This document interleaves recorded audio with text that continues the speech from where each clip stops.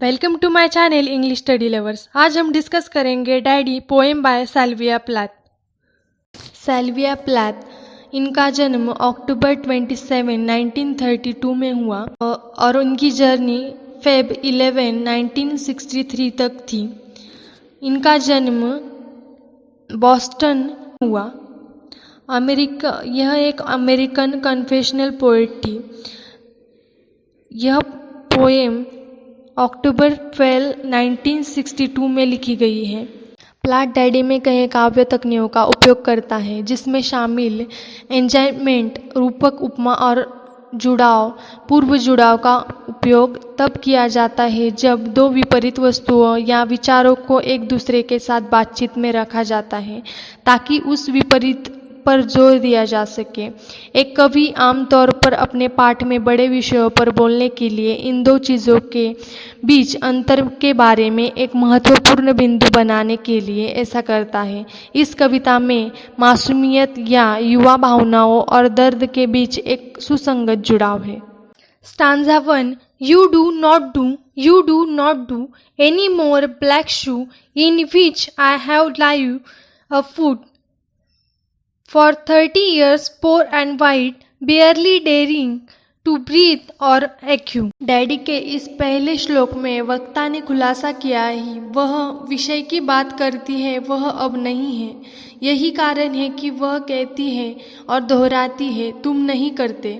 निम्नलिखित पंक्ति बल्कि आश्चर्यजनक है क्योंकि यह हानि या दुख व्यक्त नहीं करती है। इसके विपरीत यह इस विशेष पिता पुत्री संबंध की प्रकृति को प्रकट करना शुरू कर देता है। वक्ता अपने पिता की तुलना काले जूते से करती है। यह एक अजीब तुलना की तरह लगता है जब तक कि तीसरी पंक्ति से पता चलता है कि वक्ता ने खुद को एक पैर की तरह महसूस किया है जिसे उस जूते में 30 साल रहने के लिए मजबूर किया गया है। पैर गरीब और सफ़ेद है क्योंकि 30 वर्षों से जूते से उसका दम घुट गया है और उसे कभी भी दिन के उजाले को देखने की अनुमति नहीं है। इस श्लोक की अंतिम पंक्ति से पता चलता है कि वक्ता ने न केवल अपने पिता का घुटन महसूस किया बल्कि उससे भी डर गया। वास्तव में वह व्यक्त करती है कि उसके लिए उसका डर इतना तीव्र था कि वह सांस लेने या छींकने से भी डरती थी। स्टांजा 2।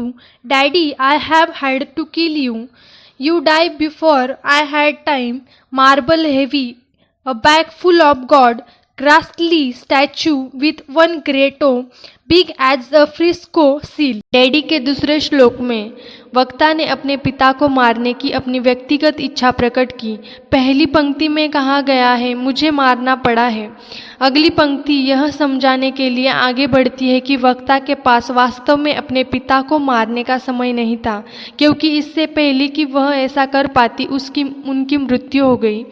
वह यह स्वीकारोक्ति अफसोस या दुख के साथ नहीं करती है। इसके बजाय वह उसे ईश्वर से भरा थैला कहती है, जिससे पता चलता है कि उसके पिता के साथ साथ भगवान के बारे में उसका दृष्टिकोण भय और घबराहट का था। वह उसे एक भयानक मूर्ति के रूप में वर्णित करती है जिससे एक ग्रे पैर की अंगुली एक फ्रिस्को मुहर के रूप में बड़ी होती है। एक मूर्ति के रूप में अपने पिता के बारे में उनका वर्णन बताती कि उन्हें उनसे महसूस करने की कोई क्षमता नहीं थी। समुद्र के शहरों में से एक को संदर्भित करता है जिसे सैन फ्रांसिस्को में देखा जा सकता है। जब वह वर्णन करती है कि उसके पैर की उंगली एक मुहर जितनी बड़ी है तो यह पाठक को बड़ा पता चलता है कि उसके पिता उसे कितना विशाल और दबंग लग रहे थे। वह कठोर था, भावनाओं के बिना, और अब जब वह मर चुका है तो वह सोचती है कि वह विशाल अशुभ मूर्ति जैसा दिखता है। Stanza 3। And head in the Frankish Atlantic where it pours pin green over blue in the waters of beautiful naughts, I used to pray to recover you, H2। यहाँ अपने मृत पिता को देखते हुए वक्ता अटलांटिक महासागर के भव्य दृश्यों और नौसेट के सुंदर क्षेत्र का वर्णन करती हैं। हालांकि वह सुंदर अटलांटिक महासागर के अपने विवरण से पहले फ्रीकिश शब्द का भी उपयोग करती है। इससे पता चलता है कि भले ही उसके पिता एक इंसान के सुंदर नमूने नहीं रहे हों, लेकिन वह व्यक्तिगत रूप से जानती थी कि उसके बारे में कुछ भयानक है। इस श्लोक की अंतिम 2 पंक्तियों में वक्ता प्रकट करती है कि एक समय अपने पिता की बीमारी के दौरान उसने यहाँ तक प्रार्थना की वह ठीक हो जाए। इस श्लोक की अंतिम पंक्ति ओह यू के लिए जर्मन वाक्यांश है। Stanza 4 In the German tongue, in the Polish town, scraped flat by the roller of wars. But the name of the town is common, my Polak friend. Daddy के छंदचार में वक्ता अपने पिता और अपनी उत्पत्ति के बारे में आश्चर्य करने लगती है। वक्ता जानता है कि वह पोलिश शहर से आया है, जहाँ जर्मनी बोली जाने वाली मुख्य भाषा थी। वह बताती है वह जिस शहर में पली बड़ी थी, उसने एक युद्ध सहे थे। वह कभी नहीं पहचान पाएगी वह किस विशिष्ट शहर से, क्योंकि उसके गृहनगर का नाम एक सामान्य नाम था। यह श्लोक मध्य वाक्य को समाप्त करता है। वह समझाने लगता है कि उसने अपने पोलाक मित्र से कुछ सीखा है। Stanza 5 says there are a dozen or two, so I never could tell where you put your foot, your root. I never could talk to you, the tongue stuck in my jaw. यहाँ वक्ता ने पिछले छंद में जो समझाया शुरू किया था उसे समझाते हुए समाप्त किया कि उसने एक दोस्त से सीखा कि पोलिश शहर का नाम उससे पिता से आया था। एक बहुत ही सामान्य नाम था। इस कारण से वह निष्कर्ष निकालती है कि वह कभी नहीं बता सकती कि उसने अपने पैर कहाँ रखा। वह स्पष्ट कभी नहीं जान पाई कि उसकी जड़ें कहाँ से हैं। उसने उससे कभी नहीं पूछा था क्योंकि वह उससे बात नहीं कर सकती थी। इसके बाद स्पीकर फिर समझाती है कि वह उससे बात करने से डरती थी। वह कहती है जब वह अपने पिता से बात करना चाहती थी तो उसे कैसा महसूस होता था। यह बताते हुए जीभ मेरे जबड़े से फंस गई। Stanza 6 is stuck in a barbed wire snare. Ick. I could hardly speak. I thought every German was you and the language obscene. इस छंद में वह अपने पिता के आसपास महसूस करने के तरीके का वर्णन जारी रखती है। उसे लगता है जैसे उसकी जीभ कांटेदार तार से फंस गई है। इक आय के लिए जर्मन शब्द है। इससे पता चलता है कि जब भी वह अपने पिता से बात करना चाहती थी तो वह केवल हकलाकर कह सकती थी मैं। वह तब बताती है कि उसे लगा कि हर जर्मन व्यक्ति उसका पिता है। इससे पता चलता है कि वह किसी परिचित और करीबी के रूप में अलग नहीं करती है, बल्कि वह वैसे ही दिखाती है जैसे किसी अन्य जर्मन व्यक्ति को देखती है, कठोर और अश्लील। An engine, chuffing me off like a Jew of Dachau, Auschwitz, Berlin, began to talk like a Jew. I think I may well be a Jew. Daddy के छंद 7 में वक्ता पाठकों को यह बताना शुरू करती है कि वह जर्मन पिता के शासनकाल में एक यहूदी की तरह महसूस करती थी। यह एक बहुत मजबूत तुलना है और वक्ता यह जानता है और फिर भी इस उपमा का उपयोग करने में संकोच नहीं करता है।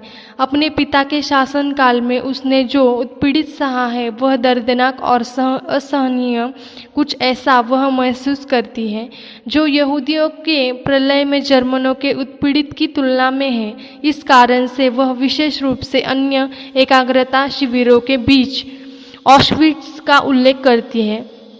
वह तब निष्कर्ष निकालती है वह एक यहूदी की तरह बात करने लगी, जैसे कि जर्मन उत्पीड़कों द्वारा उत्पीड़ित और चुप चुप कराया गया है।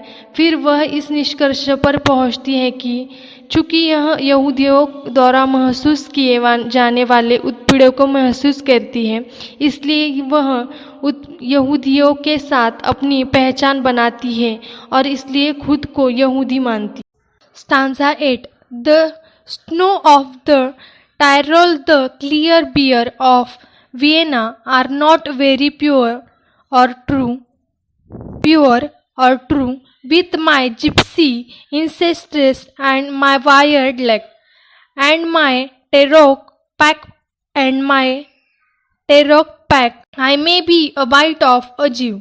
इस श्लोक में स्पीकर जर्मनों की आलोचना करना जारी रखता है क्योंकि वह स्नोज ऑफ टायरोल और क्लियर बियर ऑफ वियना की तुलना जर्मन के नस्लीय शुद्धता के विचार से करती है। वह निष्कर्ष निकालती है कि बहुत शुद्ध या सच्चे नहीं हैं। फिर वक्ता उसके वंश और उन जिप्सियों पर विचार करते हैं जो उसकी विरासत का हिस्सा थी। यहूदियों की तरह जिप्सियों को भी नाजियों द्वारा फांसी के लिए चुना गया था और इसलिए वक्ता न केवल यहूदियों के साथ बल्कि जिप्सियों के साथ भी पहचान करता है। वास्तव में वह किसी ऐसे व्यक्ति के साथ पहचान करती है जिससे कभी जर्मनों का द्वारा उत्पीड़ित महसूस किया हो।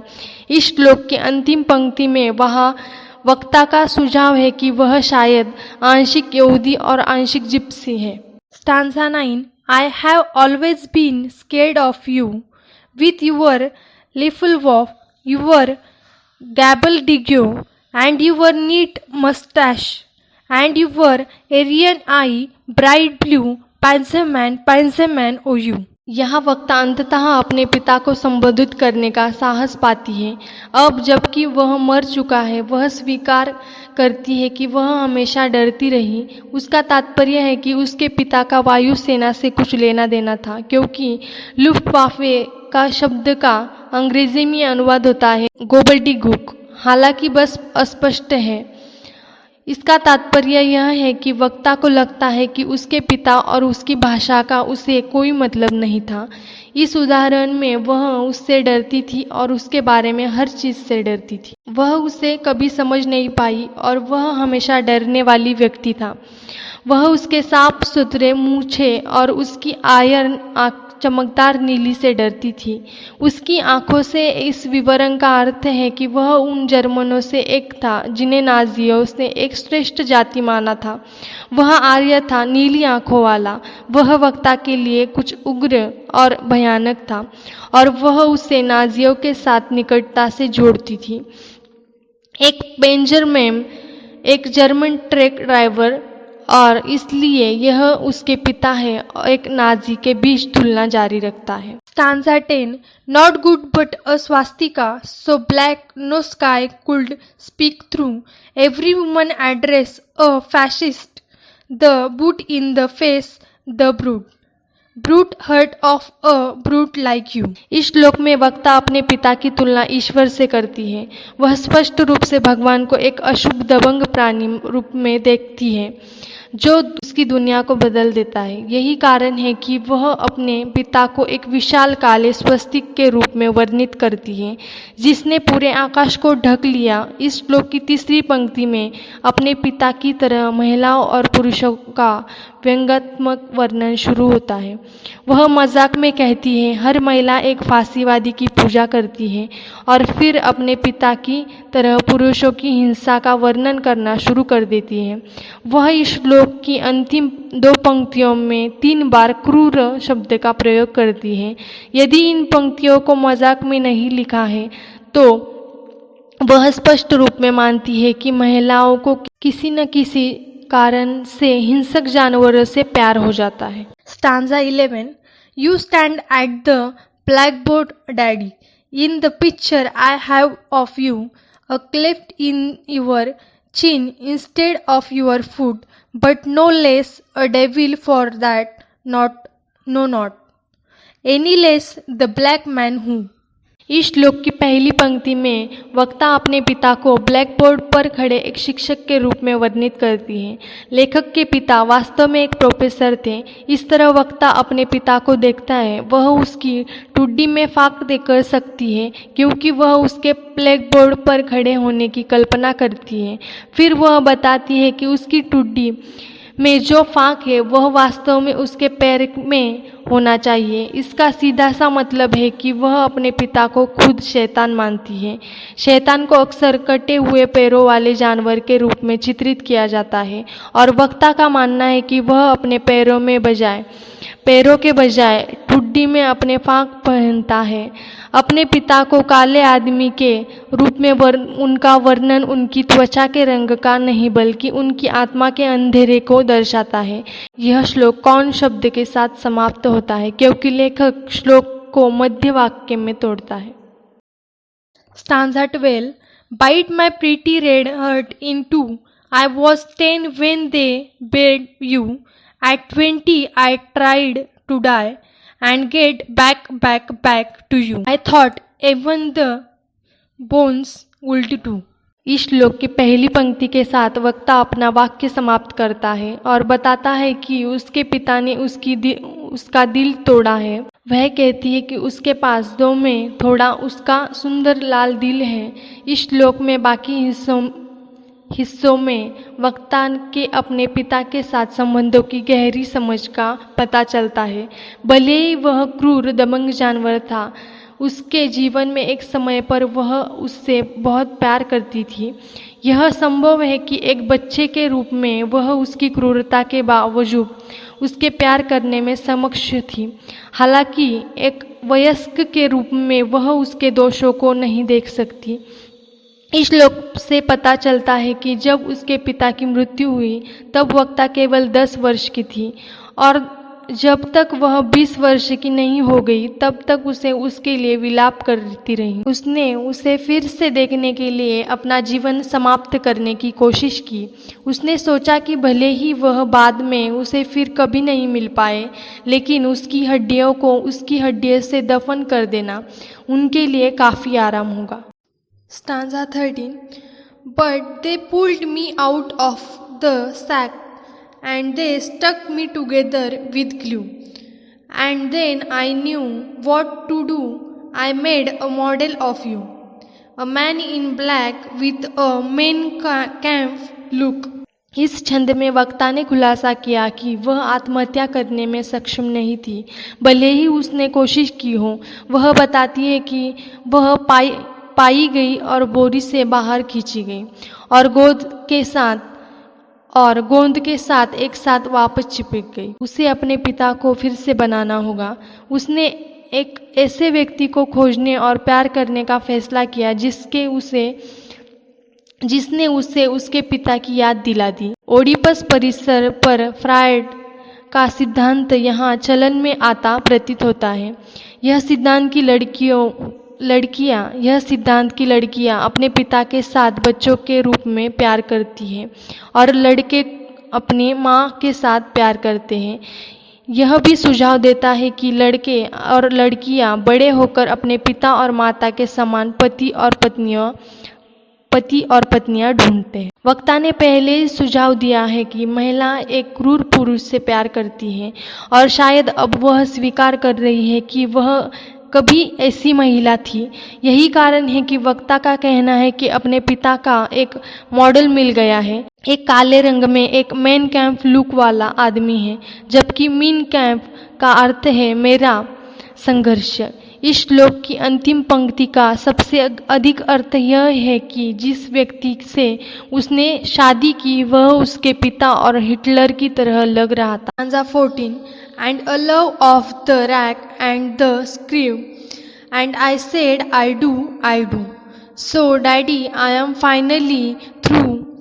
The black telephone off at the root. The black telephone off at the root. The voices just can't worm through. इस श्लोक में वक्ता ने खुलासा किया कि जिस आदमी से उसने शादी की उसे प्रताड़ित करने में मज़ा आता था। यही कारण है कि उसने रैक और पेंच झुका प्यार के रूप में वर्णित करती है। वह कबूल करती है कि उसने उससे शादी की जब वह कहती है, और मैंने कहा कि मैं करती हूँ। फिर वह अपने पिता से कहती है कि वह गुजर चुकी है। इसका मतलब यह है कि एक कठोर जर्मन व्यक्ति के साथ शादी करके अपने पिता को फिर से बनाया। उसे अब अपने पिता की मृत्यु पर शोक करने की आवश्यकता नहीं थी। वह फिर अपने पिता के साथ अपने संबंधों को एक फ़ोन कॉल के रूप में वर्णित करती थी। अब उसने फ़ोन काट दिया और कॉल हमेशा के लिए समाप्त हो गई। Stanza 15 If I have killed one man, I have killed two. The vampire who said he was you and drank my blood for a year, 7 years if you want to know. Daddy, you can lie back now. Daddy के इस छंद में वक्ता पाठकों को याद दिलाती है कि वह पहले ही अपने पिता को मारने का दावा कर चुकी है। उसने खुलासा किया कि वह वास्तव में उसके पास पहुंचने से पहले मर गया था, लेकिन वह अभी भी उसकी मौत की जिम्मेदारी का दावा करता है। वह कहती है कि अगर उसने एक आदमी को मार डाला है तो उसने 2 को मार डाला है। यह उसके पति के संदर्भ में सबसे अधिक संभावना है। वह अपने पति को एक पिशाच के रूप में संदर्भित करती है, जिसे उसके पिता की तरह माना जाता है। जैसा यह निकला, वह सिर्फ अपने पिता की तरह नहीं था, वास्तव में उसने उससे जीवन छीन लिया। यही कारण है कि उसे एक पिशाच के रूप में संदर्भित करती है, जिसने उसका खून पी लिया था। स्पीकर ने अपना विचार बदल दिया और कहा, 7 साल अगर आप जानना चाहते हैं। जब वक्ता कहती है, पिताजी आप अब लेट सकते हैं, तो वह उससे कह रही है कि उसका जो हिस्सा उसके भीतर रहा है वह कभी भी मर सकता है। Stanza 16 There is stake in your fat black hut and the villagers never like you. They are dancing and stamping on you. They always knew it was you. Daddy, you bastard, I am through. इस श्लोक में वक्ता ने बताया है कि उसके पिता हालांकि मर चुके हैं, किसी तरह उसे यातना देने के लिए एक पिशाच की तरह जीवित रहे हैं। यह दावा किया जाता है उसे अपने पिता की तरह मारना होगा, जिस तरह से एक पिशाच को मारा जाना चाहिए, दिल में एक दांव पे साथ। फिर वह अपने पिता को समझाती है कि ग्रामीणों ने आपको कभी पसंद नहीं किया। वह बताती है कि उसकी कब्र पर नाचते और ठहाके लगाते हैं। वक्ता का कहना है कि ग्रामीण हमेशा जानते थे कि यह था। इससे पता चलता है कि उनके आसपास के लोगों को हमेशा संदेह था कि पिता के बारे में कुछ अलग और रहस्यमय था। अंतिम पंक्ति के साथ वक्ता अपने पिता से कहती है कि वह उसके साथ है, जबकि वह वर्षों से मर चुका है। यह स्पष्ट है कि उसकी यादों से उसे बहुत दुख और संघर्ष दिया है। स्पीकर यह स्वीकार किए बिना आगे बढ़ने में असमर्थ थी कि उसके पिता वास्तव में एक जानवर थे। एक बार जब वह बात से सहमत हो गई, वह वास्तव में क्या था, तो वह कब्र से यातना देना बंद करने में सक्षम थी। सिल्विया प्लाथ द्वारा डैडी कवि की अपने पिता की अपनी राय को चित्रित करने के लिए भावनात्मक और कभी कभी दर्दनाक रूपकों का प्रयोग करता है।